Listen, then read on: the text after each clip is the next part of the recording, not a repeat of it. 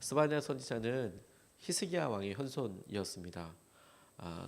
그가 왕족이었다라는 것을 말하는 거죠. 그리고 남유다의 왕 요시야 시대에 활동했던 그런 사람입니다. 히스기야의 아들은 므낫세라는 사람이었고 그 므낫세와 연결된 여러 일들이 이스라엘에 있어서 참 악하다 이렇게 소문났던 왕 중에 하나였습니다. 너무 아이러니한 거는 이 므낫세가 그렇게 악한 짓을 많이 했는데도 이스라엘 역사에 있어서 최장수로 가장 오래 왕위에 있었던 사람이기도 합니다. 그래서 나중에는 그가 포로로 잡혀갔다가 돌아와서 회개할 때까지 하나님께서 그에게 기회를 주시고 또 주셨던 것을 보고 놀라게 돼요. 하지만 결국에 므낫세가 가지고 있었던 그런 악한 마음, 그가 행했던 일들이 유다의 멸망으로까지 이어지게 됩니다. 이 스바냐는 그런 여러 사회에 풍부되어 있었던 풍부해졌던 그런 우상 숭배와 여러 일들에 대해서 요시아라는 왕이 일어나 종교 개혁을 일으키기 전까지 계속해서 하나님의 말씀과 마음을 대언했던 그런 선지자입니다. 그러니까 요시아가 나중에 종교 개혁을 할 때 이 스바냐 이 말씀과 스바냐가 전했던 여러 일들이 굉장히 중요한 계기가 되었던 것을 우리가 짐작할 수 있겠지요. 이스라엘 역사에 있어서 또 하나님께서 보시기에 이만한 사람 없었다 싶을 정도로 하나님을 의지했던 요시아 왕의 어떤 개혁이 이 스바냐 선지자의 말과 예언을 통해서 일어나게 됩니다. 오늘 그가 패역한 이스라엘 그들에게 함께 하시는 하나님 이런 말씀을 전할 때에 두 가지 말씀 우리가 좀 같이 붙잡고 기도하고 싶습니다. 첫 번째로 우리가 하나님의 마음에 대해서 같이 구하고 우리가 같이 의지하고 싶어요. 16절 17절 말씀을 보면 그날이 오면 사람들이 예루살렘에게 말할 것이다. 시온아 두려워하지 말아라. 힘없이 팔을 늘어뜨리고 있지 말아라. 주 너의 하나님이 너와 함께 계신다. 구원을 베푸실 전능하신 하나님이시다. 너를 보고서 기뻐하고 반기시고 너를 사랑으로 새롭게 해주시고 너를 보고서 노래하며 기뻐하실 것이다. 이렇게 말씀하고 계세요. 하나님은 우리를 사랑하신다. 우리가 잘 알고 있죠. 하나님은 우리와 함께 하신다. 이것도 우리가 잘 알고 있습니다. 하나님의 마음을 우리가 의심 없이 의지하는 것이 너무 중요하겠다고 싶어요. 그런데 죄의 역할은 뭐냐면 이런 하나님과의 사랑의 관계에 있어서 끊임없이 의심하게 하거나 이것을 왜곡시킵니다. 값없이 주시는 하나님의 사랑을 우리가 마치 무언가 대가를 지불하기 위해서 무언가를 더 해야 하는 것처럼 그것이 율법으로 때로는 우리에게 있어서 또 다른 어떤 것으로 일어나게 되는 일들이 많이 있는 거죠. 그래서 결국에는 이런 일들이 사랑으로부터 하나님의 사랑으로부터 무감각해지게 그런 만드는 역할을 해요. 율법과 우리가 또 다른 무언가를 하려고 하는 행동 자체가 처음에는 하나님의 사랑에 대해서 반응하는 것처럼 여겨지지만 그것이 점점 더 진정한 하나님의 사랑, 은혜에 대해서 우리가 잘 못 느끼게 해요. 왜냐하면 자기가 더 이런 믿음의 한계 혹은 자기가 느끼는 그런 느낌을 돌파하기 위해서 넘어서기 위해서 더 큰 결단, 더 큰 자극, 더 큰 것을 생각하다 보니까 너무 힘들고 어렵지요. 그래서 하나님께서 너를 사랑하시고 너를 기뻐하신다. 하나님께서 너와 함께 하신다라는 말이 너무 우리에게는 작아 보이는 거예요. 그렇지. 너무 잘 알지만 우리의 마음속에 잘 듣지 않는 그런 말이처럼 다가오는 거예요. 이게 우리가 하나님의 마음을 사실 잘 못 누리게 되는 이유 중에 하나입니다. 그것을 위해서 하나님의 마음을 알기 위해서 우리가 끊임없이 말씀을 이 마음을 이 약속을 붙잡는 것이 너무 필요하겠다는 생각을 하게 됐어요. 잭 웰치 회장이 자서전에 이런 이야기를 썼어요. 그가 경영자로서 자기의 생각을 여러 다른 임원진들과 공유하기 위해서 내가 이런 생각을 했는데 당신들도 이런 생각으로 이 기업을 같이 이끌어주기를 바랍니다 라고 이렇게 직원들에게 제대로 전달하기 원한다면 메시지를 최소한 700번은 반복할 수 있어야 할 각오가 필요하다. 잭 웰치 회장이 자기의 경영 철학을 이야기하는데 그 경영 철학대로 자기와 함께하는 직원들도 그런 이야기를 듣기 위해서 그 사람에게 적어도 700번 정도는 이야기를 해야 자기 생각을 갖는 것 같더라. 이렇게 자기 자서전에다가 이렇게 써놨어요. 무엇이든 기본을 반복해서 듣고 생각하고 새기면 확실히 토대를 닦는 것이 얼마나 중요한지 계속해서 강조하는 게 되게 중요하다. 저는 우리에게 말씀이야말로 이렇게 반복해서 들려와야 한다고 생각하게 됐어요. 하나님 나를 사랑하시지.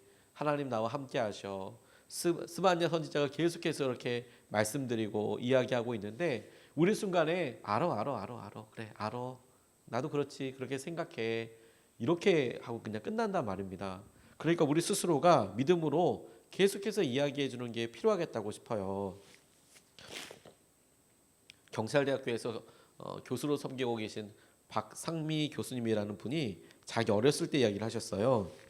뭐냐면 본인이 부모님이 어렸을 때부터 사이가 안 좋으시고 그러니까 그런 싸움을 보고 그냥 상상으로 나 아팠으면 좋겠다 이런 생각을 하셨대요. 어린 아이 때 있을 법하지요. 안타깝지만 좋은 생각은 아니지만 나 아팠으면 좋겠다. 근데 실제로 병원에 가서 보니까 자신이 졸리기도 하고 수업도 잘 안 듣고 그러니까 선생님이 무슨 병명 하나를 툭 이야기하더래요. 그러니 그 병명이 자기 마음속에서 떠나지 않고 계속 그렇지 내가 아파. 그러니까 더더더 수업도 안 되고 더더더 마음에 집중도 안 되고 더더더 힘든 일들이 많이 생기더라는 거예요. 그래서 중학교 생활을 나는 아프니까 그러면서 계속 힘들고 어렵게 보내셨대요.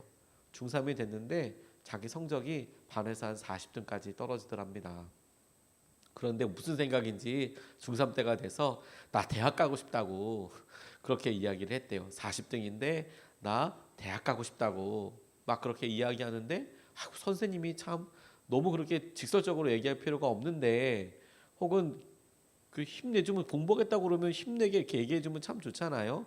근데 선생님이 무슨 의도로 그렇게 얘기했는지는 모르겠고 또 그 상황도 어떤지 모르겠지만 이 박상미 학생한테 너 뭐 되려고 그러냐? 나 공부해서 대학 갈 거야 이렇게 얘기했더니 성적을 잘 알고 있는 그분이 아이고 너 미쳤구나 이런 식으로 이제 얘기를 했나 봐요. 미친 뭐 이러고 그냥 수업 시간에 사람들 앞에서 공개적으로 면박을 준 거죠. 또 그게 마음의 상처가 엄청 되는 거예요. 그리고 그분의 예언이 이루어지듯이 고등학교를 떨어진 거예요. 고등학교를. 참 그러니까 또 재수를 하게 되는 거죠. 재수를 해서 그렇게 하는데 너무 안타깝고 힘들지만 아버지가 이렇게 부르더래요. 야, 다른 사람들에게 있어서 힘들고 어려운 일이지만 너 그래도 그 시립 도서관에 가면 하루에 영화도 2편씩 볼 수 있고 네가 보려고만 하면 책도 무지하게 많이 읽을 수 있어. 시립 도서관에서. 그러니까 상미야, 너 한번 열심히 그렇게 해봐라. 본인이 학원도 다닐 수 있는 그런 형편이 안 되고 그러니까 그렇게 해봐라. 이렇게 이야기하더래요. 아빠는 그래도 자기 편에서 야, 상미야 그래도 한번 열심히 해봐라. 그래서 진짜 이 아이가 영화도 하루에 2편씩 뭐 그 영화 공짜로 보여주는 거거든요. 오래된 영화이긴 하지만 명화, 명작 이런 것들을 그냥 그 실 도서관에서 틀어주니까 아침부터 가서 이렇게 보는데 그런데 다른 것들은 별로지만 오후 저녁이 돼서 자기 또래 아이들이 교복을 입고 이렇게 오면 너무 부러웠대요. 그게 자기는 사복 입고 있잖아요. 그 나이에 사복 입고 그냥 이러고 세상을 이렇게 보내고 있는데 영화 보고 있는데 자기 또래 애들은 교복 입고 와서 뭐가 어떻다 시험 기간이다 이런 얘기를 들으면 속이 그렇게 많이 상하더래요. 이분이 그런 일들을 보면서 자기가 그 시기를 어떻게 지났나 그랬는데 아빠가 해준 말 있잖아요. 상미야 다른 사람들이 뭐라고 할지 몰라도 이게 너한테는 좋은 기회가 될 수 있어. 네가 이것을 잘 넘어설 수 있다. 잘 사는 사람도 있다. 이렇게 꿈에 대해서 이야기해준 아버지가 그 말을 계속 생각하고 말하고 그러면서 이제 다시 고등학교도 진학하게 되고 그리고 대학도 진학하게 되고 그리고 나중에는 심리학 이런 걸 공부해서 사람들에게 가르치는 교수님이 되기도 했어요. 그분이 부정적인 자극은 1.4배 받고 나쁜 기억은 3배 더 기억하게 되더라. 부정적인 자극, 내가 힘들고 어려웠던 게 1이라면 긍정적인 것이 부정적인 것은 1.4배 더 많이 가는 것 같고 좋은 기억보다 나쁜 기억이 3배나 더 오래 가는 것 같다. 그 말은 왜 온통 나쁜 일밖에 없어 이렇게 생각할 게 아니라 그냥 기억이 그렇게 더 많이 나는 거예요. 좋은 일도 많고요. 나쁜 일도 있어요. 그런데 나쁜 일이 오래 기억되는 거죠. 그럴 때 우리가 무엇을 잡는가 하는 거예요. 내가 너의 하나님께서 너와 함께하고 계신다. 그리고 너를 지키신다. 너를 사랑하신다. 계속해서 우리가 마음속에 이것을 의도적으로 이야기해주고 붙잡고 이것이 우리의 진리의 말씀이라고 생각하고 그렇게 하는 것이 우리의 삶에 있어서 하나님의 마음을 유지하고 누리게 되는 굉장히 중요한 통로가 됩니다. 두 번째로 우리가 이 말씀을 통해서 우리에게 주시는 것으로 붙잡고 싶은 것은 주님의 계획에 대해서 우리가 좀 같이 살펴보고 싶어요. 19절로 20절까지 말씀을 보면 때가 되면 너를 억누르는 자들을 내가 모두 벌하겠다. 없어진 이들을 찾아오고 흩어진 이들을 불러 모으겠다. 흩어져서 사는 이 모든 땅에서 부끄러움을 겪던 나의 백성이 칭송과 영예를 받게 하겠다. 그때가 되면 내가 너희를 모으겠다. 그때에 내가 너희를 고향으로 인도하겠다. 사로잡혀 갔던 이들을 너희가 보는 앞에서 데려오고 이 땅의 모든 민족 가운데서 너희가 영예와 칭송을 받게 하겠다. 나 주가 말한다. 이렇게 이야기하고 있습니다. 하나님의 계획이 말씀하신 그때가 되면 너희들을 회복시켜 주겠다 이렇게 말씀하고 계시는데 우리가 이 수준이 우리를 회복시켜 주시는 수준에서 끝나지 않고 여러 지역에서 모으시겠대요. 흩어져 있지만 고향으로 인도하신대요. 사로잡힌 사람들이 사로잡힌 것들이 다 풀려나게 되고 그리고 하나님께서 직접 인도하셔서 이끄시겠대요. 그런데요, 하나님의 계획은 그렇게 회복하고 그 사람들을 돌려오는 데서 끝나지 않고 나아가서 이렇게 불러 모은 사람들이 영예와 칭송을 받게 하는 데까지 이르게 하시겠대요. 전 이게 너무너무 귀하다는 생각이 들었어요.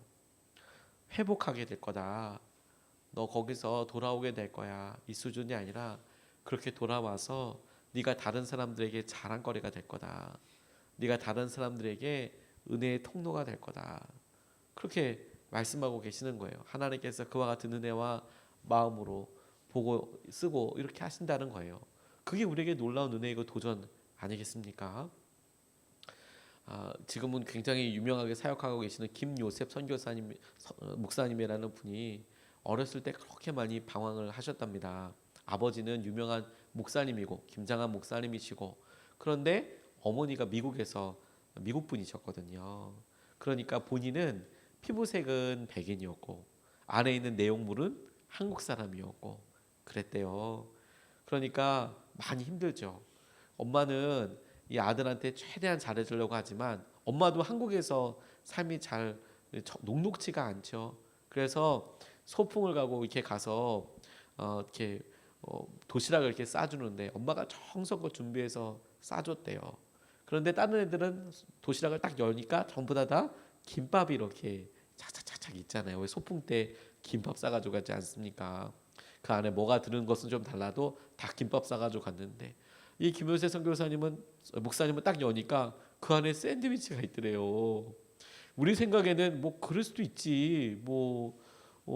지금 같아서는 뭐 도시락 샌드위치 사올 수 있지. 그런데 이번 연배 때 나이 때 딱 열었는데 김밥이 아니라 샌드위치가 있으니까 충격이었대요. 어린 나이에 뭐가 더 좋다 뭐 이런 게 아니라 왜 나는 김밥이 아니야? 이런 생각이 들었다는 거죠. 왜 나는 김밥이 아니야? 그래서 막 울면서 그거 버리고 막 그러셨대요.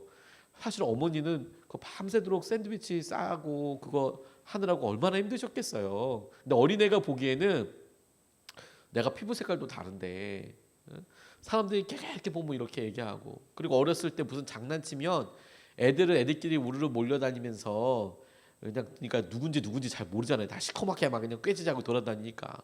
근데 이 김용세 선교사님은 똑같이 장난을 쳐도 저 하얀 애 항상 여기에 걸렸다는 거예요. 그러니까 뭐 예수님 믿는 거 이런 것 때문에 너무 힘들고 교회 안 다닌다고 그러고 막 이제 이러고 하다가 마침내 한국에 있을 때는 너 미국 사람이지, 응? 막 이러면서 계속 놀림 당했는데 그렇게 미국 사람으로 놀림 받았던 미국에 유학을 가게 되셨대요. 근데 이제 거꾸로 미국에 갔는데 자기는 영어를 잘 못하는 거예요. 어머니가 미국 사람이라서 영어를 많이 했지만 또 이렇게 학업을 하려고 하니까 또 이게 안 되는 거예요. 그러니까 미국에서도 너는 왜 영어를 못하냐 이런 걸로 또 너무 외로운 거죠. 자기 한국에서는 피부 색깔 때문에 이게 지금 너무 힘들고 그래서 또 미국에 갔더니 자기 생각이나 사고방식이나 언어 때문에 또 자기는 이방인이고 너무 힘들고 어려우셨대요. 그래서 더더더 나는 그냥 직장 생활하고 그냥 미국에 이렇게 왔으니까 한국에 돌아가지 않고 나 싫어, 하나님 믿지 않아. 근데 아버지가 미국에 이렇게 집회 인도차 오셨답니다. 그래서 이 두 부자가 같이 이제 호텔에서 자게 되는데 아버지가 어렸을 때 말 안 들을 때마다 예전 방식이죠. 그러니까 저희 할아버님 세대, 저희 부모님 나이 많으신 부모님 세대에 자녀를 잘 키워보겠다고 아이를 이렇게 때려서라도 양육하겠다고 그렇게 김요셉 목사님을 어렸을 때 막 잘못할 때마다 때리셨나 봐요. 그렇게 무섭던 아버지, 그런 아버지가 이렇게 자다가 없어지셔서 이게 뭐 하나 이렇게 보고 이렇게 있는데 화장실에서 소리가 들려서 이렇게 갔더니 이 김정한 목사님 화장실 변기 위해서 아들을 위해서 그렇게 기도하시더라는 거예요. 우리 아들 돌아와서 주의 길을 가게 해달라고 간절히 기도하시더라는 거죠. 그걸 그 아버지 오셨을 때 다 컸을 때 자기 미국에서 공부하고 이제 어떻게 살아가려고 하는 그때에 아버지가 그렇게 변기 위해서 간절히 기도하던 그런 모습들이 떠올라서 자기 삶에 있어서 돌이키게 되는 계기가 됐다고. 삶으로 가르치는 것만 남는다라는 책에서 그분이 그렇게 그런 간증들을 하시더라고요. 내가 돌아오는 수준이 아니라 그가 하나님의 사역자로서 쓰임 받게 되는 거, 이게 많은 사람들에게 칭찬과 영예를 얻게 하는 수준이라는 생각을 하게 됐어요. 우리가 사랑하는 이들을 위해서 기도할 때요, 하나님 이 사람을 통해서 이 사람이 돌아오는 것만으로도 참 좋습니다. 그런데 하나님의 계획은 그냥 돌아오는 수준이 아니에요. 이 사람을 통하여서 사람들에게 칭찬과 영예를 받게 하시겠다고, 하나님의 놀라운 은혜를 누리게 하여 주겠다고, 그게 주님의 계획인 것이죠. 하나님께서 우리를 선택하신 이유는 우리를 구원에서부터 시작해서 모든 사람들에게 회복시켜 주시고 또 구원하시는 데 이르기까지 이르는 통로가 되기를 원하시는 거예요. 그렇게 쓰시려고 하는 거예요. 이것을 이루실 주님을 우리가 같이 예배하고 같이 의지할 수 있으면 좋겠습니다. 오늘 두 가지 말씀을 같이 나눴어요. 하나님의 마음에 대해서, 하나님께서 당신의 마음으로 우리를 붙잡으시고 우리에게 그것을 끊임없이 되뇌면서 우리가 의지하여야 된다. 두 번째, 하나님의 계획이 우리가 그냥 구원받는 수준이 아니라 사람들에게 칭찬과 명성을 누리게 하는 영예를 얻게 되는 데까지 나아가기를 원하신다. 이것을 붙잡고 우리가 두 번 나눠서 같이 기도하고 싶습니다.